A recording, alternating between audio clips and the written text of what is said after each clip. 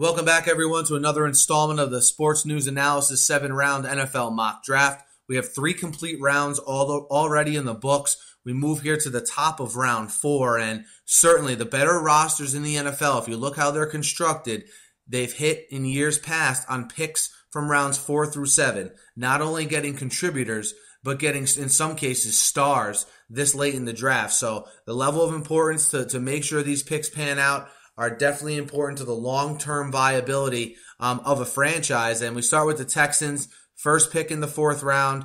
I have them taking Pierre, Desir, the cornerback from Lindenwood. He gives them depth at an area of need and a guy who's a difference maker and a playmaker that you can get here at in the 4th round. Showed no signs of being intimidated by the competition level at the Senior Bowl, where he really burst on the scene. Pierre Desir, the corner from Lindenwood. Pick 2, the Washington Redskins. Pierre Garçon, entrenched as the number 1 receiver there, certainly. They need a guy, in my opinion, a consistent guy opposite him. Donte Moncrief, the wide receiver from Mississippi, stands at 6'2". I think could be a good complement to Garçon with his style of play. Moncrief, the wide receiver from Mississippi, to the Redskins. Pick 3 for the Falcons. Look, Levine Toilolo takes over for Tony Gonzalez at the tight end position. I think there's going to be a case where you see them add another receiving type tight end here in round 4 in Richard Rodgers, the tight end from California. Rodgers, many people thought maybe he should have stayed, another year at Cal. You saw a lot of those guys after their bad season sort of jump ship when maybe people thought it was a year too early. I think Rodgers can contribute right away, or as a pass-catching tight end, as sort of a second fiddle to Toilolo there, and be a weapon for Matt Ryan down the road as he gets more seasoning. Richard Rodgers, the tight end from California. Pick 4 belongs to the Buccaneers. Jeff Tedford joins Lovie Smith there as the offensive coordinator in Tampa. I think they're going to bring in another young quarterback here to challenge Mike Glennon. And with Brett Smith, the quarterback from Wyoming, still sitting here on the board, you get a guy who's a very intelligent quarterback, a very accurate quarterback. The only question about him is his arm strength. But I think you can develop an offense where he can very much succeed at the NFL level. He's my sleeper quarterback here in this draft. Brett Smith, the quarterback from Wyoming. Pick 5 belongs to the Jaguars. Look, I haven't had the Jaguars address their pass rush situation here yet. I think they spend this middle round pick on by far the best pass rusher left on my board in Marcus Smith, the defensive end outside linebacker from Louisville. Maybe they catch lightning in a bottle and he becomes, a quality starter for them with this pick here in the middle round. Smith, the pass rusher from Louisville. Pick 6 belongs to the Browns. You can make an argument the Browns have 2 needs at the inside linebacker spot. Max Bullough, the inside linebacker from Michigan State, is still here. He has to prove if he's an every down linebacker in the NFL, but he can certainly at the very least be a stout run stopper. And was the leader for a large part of the season of the number 1 defense in college football. Yes, he was suspended for the Rose Bowl. I think he was upfront and honest with teams at the Combine as to how that whole situation went down.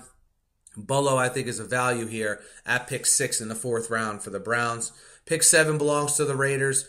Look, for a long time, the interior of that Raiders offensive line has been atrocious, maybe one of the worst in the league. Brandon Thomas, the guard from Clemson, my best offensive lineman left on the board here at an area of need for the Raiders. I think he could step in and start, from day 1 with the roster the Raiders currently have in place, and that's a very good thing to have from a 4th round pick. Brandon Thomas, the guard from Clemson. Pick 8 belongs to the Vikings. Look, the Vikings defense to me was maybe more of a problem than their offense last year, and that's saying something because their offense wasn't really that great. This is a team that let up a little over 30 points a game. I think they need some help in the secondary still, although I had them addressing those needs earlier in this draft. But I didn't have them address safety yet. And I think Terrence Brooks, the safety from Florida State, who played some corner at Florida State as well, is the guy that can maybe give them some flexibility there in the secondary. Terrence Brooks, the safety from Florida State. Pick 9 belongs to the Bills. To me, Stevie Johnson and Robert Woods are both nice number 2 wide receivers. And a guy in this draft that I think is still left as a possibility to be a stud receiver in the NFL is Jared Abbrederis, the wide receiver from Wisconsin. He had huge games at Wisconsin. Just ask Bradley Roby, the cornerback from Ohio State. Abbrederis had 200 yards on Ohio State when they played rather. Had it not been for the suspect quarterback play at Wisconsin the last couple of years, I think this guy would have succeeded even more and been even a higher pick. And he's a steal here. I picked number 9, Jared Abbrederis, the wide receiver from Wisconsin. And lastly for this video, guys, pick 10, the St. Louis Rams. Again, a team that needs to add some cornerback depth. I wouldn't be surprised to see Cortland Finnegan cut here in the next couple of weeks.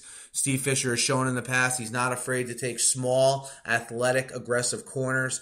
Jaylen Watkins, the cornerback from Florida, is a guy who, was third fiddle to Purifoy and Roberson. But when he got his chance to take over for Roberson this year when he was injured, he really shined, did good at the Senior Bowl as far as man-to-man coverage went, and I think really showed his stripes there, and I think worthy of this 4th-round pick here to the Rams. Guys, that's my take on picks 1 through 10 of round 4. Be sure to check out the other 3 rounds if you haven't. And be sure to subscribe, guys. It's completely free. I cover the NFL wall-to-wall here on my YouTube channel. Thanks, as always, for listening. And be sure to check out the rest of the mock draft, which will be coming up here soon. And have a great night.